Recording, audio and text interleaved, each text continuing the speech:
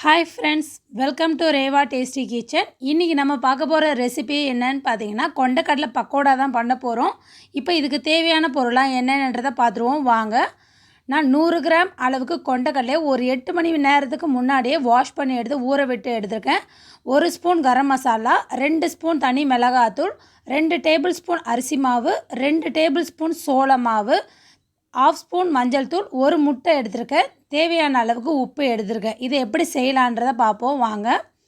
இப்போ இந்த கொண்டைக்கடலையை நான் நல்லா தண்ணி வடித்து எடுத்துடுறேன். தண்ணி இல்லாமல் ஃபுல்லாக நான் ட்ரையாக எடுத்துட்டேன். இந்த டைமில் இதோட நான் ஒரு முட்டை ஆட் பண்ணிடுறேன். இது கூட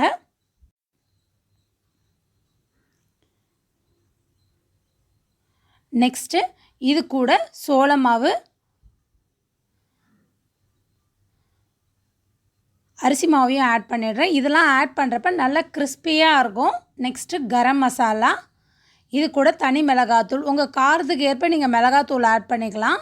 நெக்ஸ்ட்டு இது கூட மஞ்சள் தூள், இதுக்கு தேவையான அளவுக்கு நான் உப்பையும் நான் இதோட ஆட் பண்ணிடுறேன்.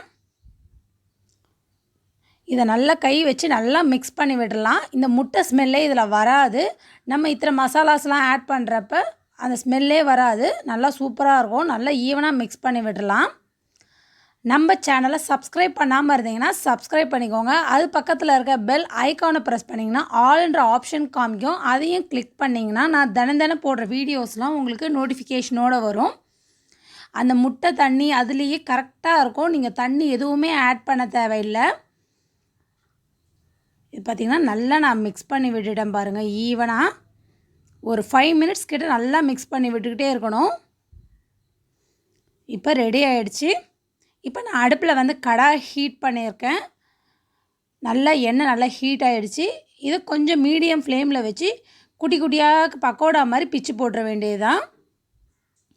இது பார்த்திங்கன்னா உள்ளே நல்லா சாஃப்டாக இருக்கும், வெளியே நல்லா கிறிஸ்பியாக இருக்கும். கொண்டைக்கடலை சாப்பிடாத பிள்ளைங்களுக்கு கூட இது என்ன டேஸ்ட்னே தெரியாது, நல்லா விரும்பி சாப்பிடுவாங்க. இதை ஈவினிங் டைம் ஸ்நாக்ஸ் ரெசிப்பியாக கிட்ஸ் கொடுக்குறப்ப ரொம்ப ஹெல்த்தி கூட.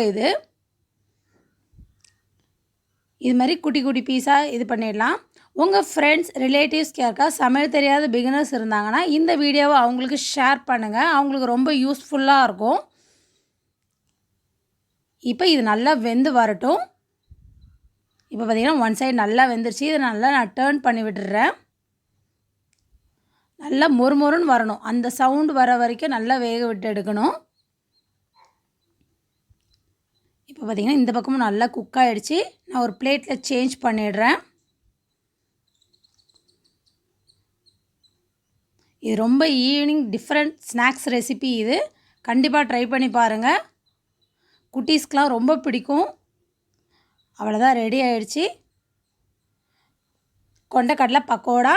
ட்ரை பண்ணி பாருங்கள். ட்ரை பண்ணி பார்த்துட்டு கமெண்ட் பண்ணுங்கள். என்னோடய வீடியோவை லைக் பண்ணுங்கள்.